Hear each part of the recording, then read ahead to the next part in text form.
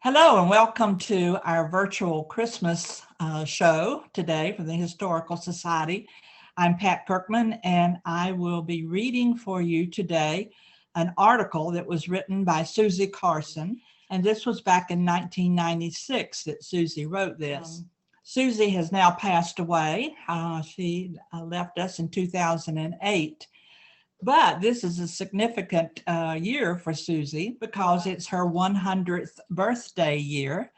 Susie was born in 1920 in Supply, but she always told us that she was happy to report that they moved to Southport the first year of her life.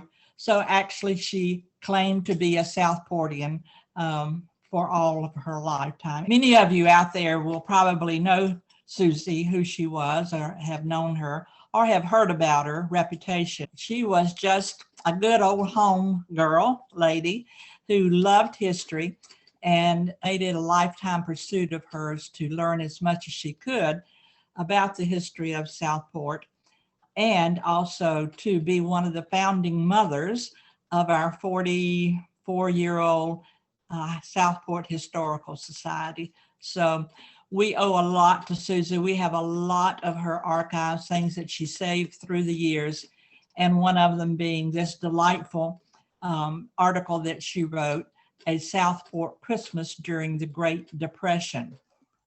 At our house, preparations for the big day began about a week before, or maybe just a little bit earlier, as three young children began fashioning colored paper chains for the Christmas tree. The only real advanced preparation had been the baking of the fruitcake. Mama didn't care at all for fruitcake, really preferring what she called her nut and raisin cake. But Daddy just loved fruitcake, so there was always a fruitcake. The cake was baked just as soon as possible after candied fruit became available in the stores down on Howe Street. It was baked in a very large aluminum pan, which we call the dish pan, for several hours in a very slow oven. After it had been removed from the pan and cooled completely, it was soaked in some red wine, which Granddaddy Elisha had made on the farm out home at Supply and brought to us. The cake was then wrapped in cheesecloth and transferred to a tall lard can and set aside until time to cut it weeks later. The week before Christmas was a very busy one for Mama and Daddy, but especially Mama because Daddy still had to run the sawmill and could not be home much. They had to find time to sneak away together from three nosy children and go downtown, this time to the stores on Moore Street, where they could find some simple and inexpensive toys to put under the tree. Sometimes there was just enough money to go to Wilmington to buy the toys, but not often. Once the toys were purchased, hidden away, a trip must be made to Supply for the fresh ham, some extra sweet potatoes, and a couple of big fat hens. After that was accomplished, the cooking began in earnest. Apple and potato pies were baked and stored in the pie safe on the back porch. Later, a lemon meringue pie, a jelly cake or jelly roll, and a chocolate layer cake would sit there too, awaiting all the hungry guests who would be dropping by sooner or later. The hens were plucked and singed to remove all the feathers and then slow roasted to a lovely golden brown. Mama had been saving cornbread all week from the extra that she had baked or fried, and now it was made into dressing with onions, sage, and chicken broth. Usually she added oysters because it made the dressing more tasty. However, Mama insisted on Lockwood's Folly oysters because she declared they were simply the best. This, of course, could have been because she and Daddy grew up eating oysters from Lockwood's Folly River. So Daddy would go up to supply for the oysters to be used in the dressing and extra ones for roasting in the fireplace or sometimes even in the backyard.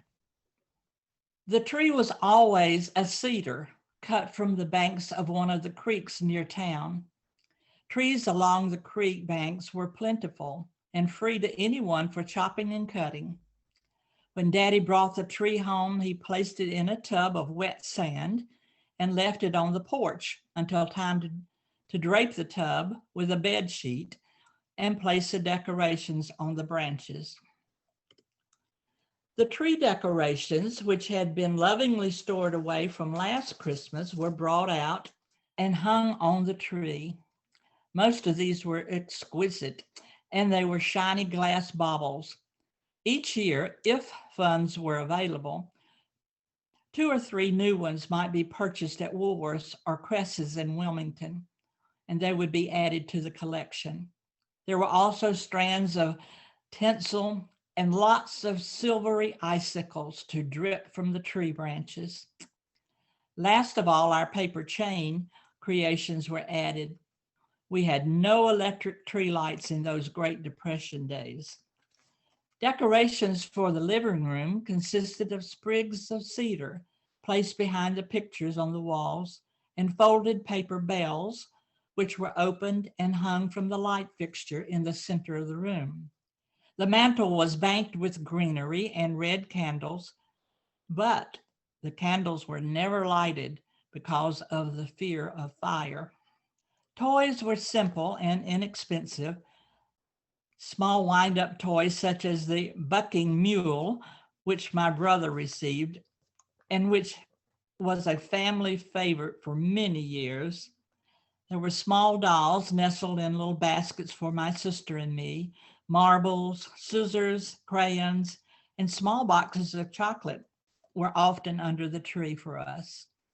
When possible, there were also books and paper dolls as well. However, I disdained the paper dolls, preferring instead those that I could cut from the large Sears and Roebuck catalog, which were always available. Santa left all of this bounty unwrapped under the tree.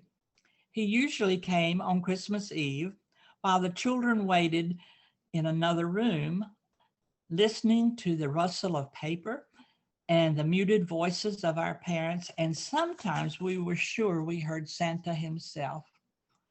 And then the doors were open and we were allowed to rush in and claim our treasures and to play until Mama called a late bedtime on us.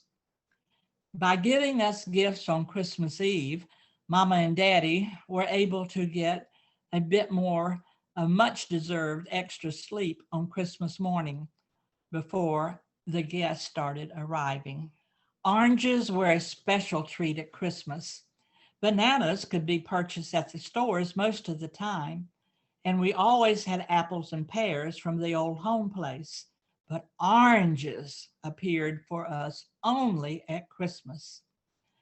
Mama would sit in her wooden rocker near the fireplace with the kids around her feet, and as she peeled and sectioned each orange and fed it to us, slice by slice, she told us funny stories about the family and experiences she had in her growing up years.